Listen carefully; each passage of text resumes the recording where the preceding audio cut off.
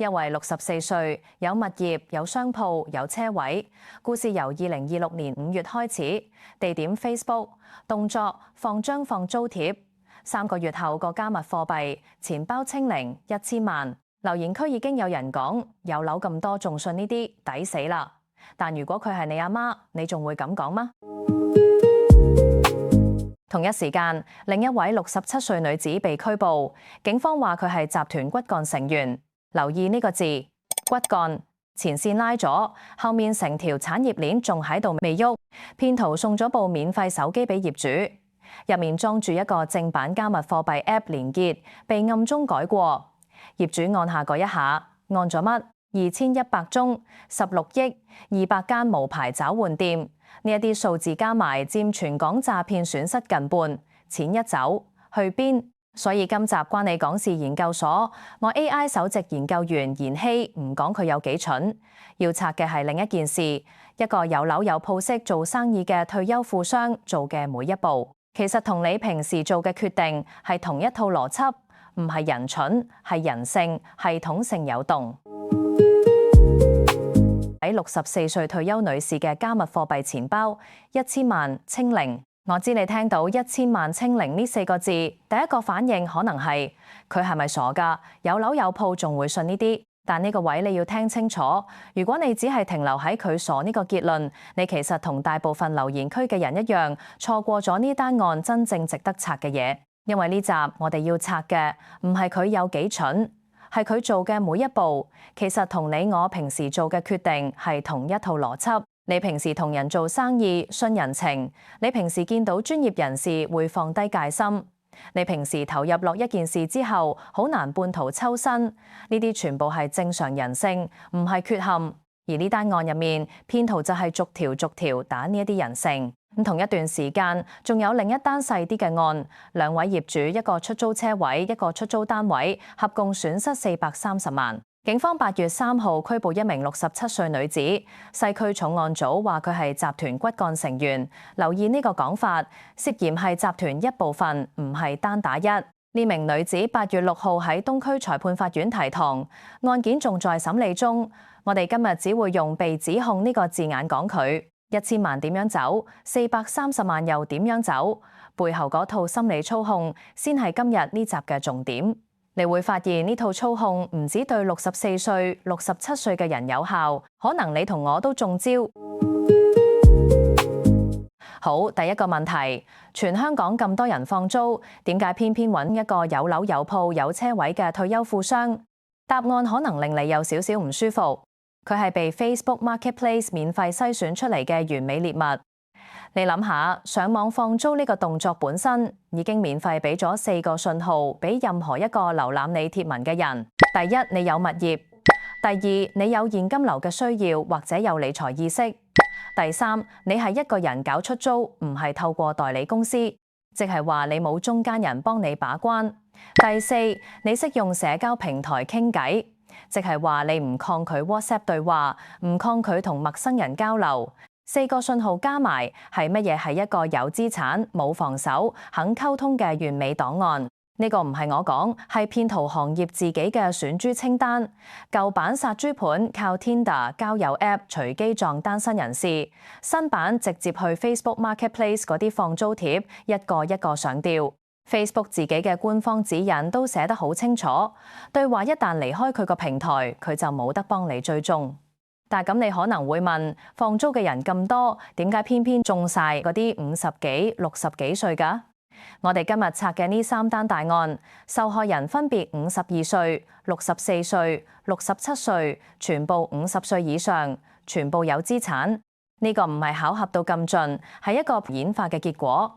退休持樓人士通常比較社會化，比較重人情，比較尊重專業權威，同埋講得直接啲，有時間慢慢傾偈。呢啲特質平時係佢識做人嘅優點，喺呢單案入邊變成佢嘅系統性缺口。講到最後，你將放租貼擺上 Facebook 嗰一秒，你已經被 profiling。呢個唔係恐嚇，係一個結構性事實。而下一個問題係，佢攞到你嘅資料之後，點樣一步步攻陷你？好，嚟到重點，我哋慢慢拆。一個退休女富商點解會一步步交出1000萬？如果你以為答案係佢蠢，你已經跌落咗一個陷阱。因為真正答案係心理學家 Robert Cialdini 講嘅6大影響力原則。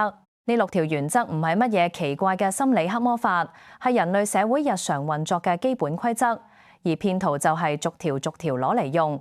第一條喜好原則，租客接觸咗業主之後，好快由租客變成網友，每日 WhatsApp 傾生活、講夢想，問下你今日食咗咩？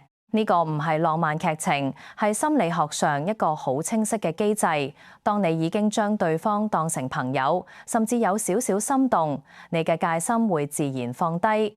第二條互惠原則，騙徒做咗一件事，主動提出預繳租金，仲免費送一部手機。你收咗人哋咁大嘅恩惠，心理上就會覺得欠咗人情，對後續嘅要求會更難拒絕。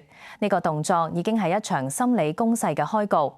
第三條權威原則，租客呢個身份用完即棄，轉身變成虛擬貨幣投資專家，用專業術語、圖表、成功案例包裝自己。而人類天生傾向服從具備專業知識嘅人。第四條社會證明，展示投資獲利截圖，其他學生賺咗幾多，甚至扮自己過同樣嘅生活方式。人傾向根據其他人，尤其係相似嘅人嘅行為去判斷咩係正確。第五條稀缺原則，呢個機會只有近期，下一個致富機會錯過就冇。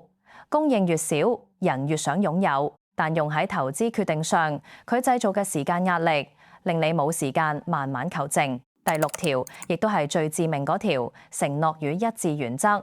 你聽到承諾一致4個字，可能覺得抽象。我哋用返案件講，騙徒唔會一開口就叫你入1000萬，佢會叫你開個錢包試下。呢個係一個好細嘅動作，幾分鐘搞掂。但你一旦開咗呢個錢包，你嘅大腦就已經完成咗第一個承諾，跟住佢叫你交錢包資料。到最後，佢先叫你入返1000萬買貨。呢個時候，你已經投入咗時間，投入咗信任，甚至已經投入咗一部分資金。你嘅大腦會自動幫你判斷。都做咗咁多，唔通而家抽身？你完全唔覺得自己做咗任何危險動作，因為你以為自己只係用一個朋友送嘅正常嘅正版嘅 app。咁你可能會問，如果6條原則咁勁，係咪冇得仿？我哋之後慢慢拆。講到呢度，下一個問題，1000萬最後去咗邊？警方拉到人，係咪即係代表你嘅錢追得返？加密貨幣係咪一入騙徒錢包就等於死無對證？答案冇咁簡單，亦冇咁絕望。我哋跟住錢嘅路徑，一步一步睇。第一步，區塊鏈本身係可以睇到㗎。理論上，任何人都可以喺鏈上追蹤資金流向。呢個係公開透明嘅記錄，同你去銀行過數留底冇本質分別。第二步，一入交易所，情況就變得複雜。有一個英國案例值得講。2023年，事主早前攞到法院臨時禁制令，凍結咗大約87萬美元被轉入某交易所嘅資產。但後來法院撤銷咗呢個禁制令，原因係程序上有問題。不過香港法律界普遍引用呢一個案，講解錢一入交易所之後，同其他用戶嘅資金會混合，令財產性質嘅追討變得複雜。第三步，香港仲有200間無牌虛擬資產找換店，形式包括樓上鋪、門市，甚至 ATM。呢啲店唔受香港法律直接監管，亦正正係資金走出正規追蹤範圍。第四步，一旦資金跨境，追討難度再升一級。好多騙案背後嘅集團透過境外交易所操作。法院命令對香港有存在嘅平台先有約束力，對純境外實體就好難執行。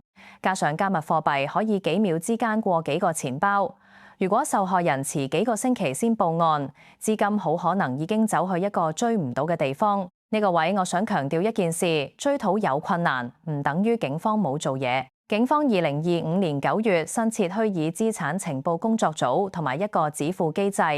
保安局局長鄧炳強講得好清楚，呢個機制係模仿銀行體系嘅做法。如果發現騙案發生，而錢仲喺虛擬資產平台入面，就即刻止付，唔再俾佢出去。但係現實係，依家好多轉走款項係即時完成嘅。制度要追落去嘅速度同犯罪嘅速度仲有一段距離。睇下 JPEX 案，警方拉咗80人，起訴累計26人，呢個算執法成果相當顯著，但凍結咗嘅資產得2.28億，而報稱損失係16億，即係話凍結比例大約1成半。仲有最近嘅 FunCoffee 案，8月至今273宗報案，1.13億損失，警方拉咗6人，但凍結嘅犯罪得益只有大約61萬，咪就係咯，拉到人同追到錢係兩件唔同嘅事，呢個唔係香港獨有嘅問題。上個月聯合國一份報告都指出，東亞、東南亞、澳洲同新西蘭地區跨國網絡詐騙受害人嘅估計損失，較2023年水平至少增加咗3倍。呢個係一個地區性、結構性嘅趨勢，唔係單一城市可以獨立解決。好，講完錢點樣走，落嚟就係你最想知嘅，如果係你屋企，今日應該做啲乜？如果你屋企有人而家喺 Facebook 放租，呢個位你要聽清楚，認住5個高危信號，一出現就即刻切線。第一，對方未睇樓已經願意俾租，甚至主動加碼多俾錢。第二， WhatsApp 傾生活、感情、夢想，一個租客唔應該同你有咁深嘅情感投入。第三，對方主動提投資、提加密貨幣、提下一個致富機會，租客身份同投資顧問身份唔應該由同一個人擔埋。第四，對方話送你手機、送你 App 用，呢一個係一個技術陷阱，唔應該接。第五，對方拒絕視像通話、拒絕見面，一個真正想租你樓嘅人，冇理由連面都唔肯見。仲有4個絕對禁區，永遠唔可以跨。第一，絕對唔將錢包密碼、復原詞交俾任何人。第二，絕對唔用陌生人提供嘅手機、App 連結。第三，絕對唔去無牌虛擬資產平台，想核實可以上證監會網站查持牌名單。第四，有懷疑就即刻打反詐騙協調中心。香港2026年上半年錄得超過2100宗投資騙案，損失合共16億港元，佔全港詐騙總損失接近一半。換算返，即係呢半年，平均每一日有超過800萬港元離開香港人嘅銀包。唔係一個人有幾蠢，係一個系統點樣被逐條打穿。而呢個系統唔止困住64歲嗰位女士，亦一樣會困住你我。我想留一個問題俾你，如果你阿爸阿媽而家喺 Facebook 放租，遇到一個好誠意嘅租客，每日 WhatsApp 傾偈，你會點提醒佢？留言講下，你會點講？記得訂閱關你講事研究所，下集見。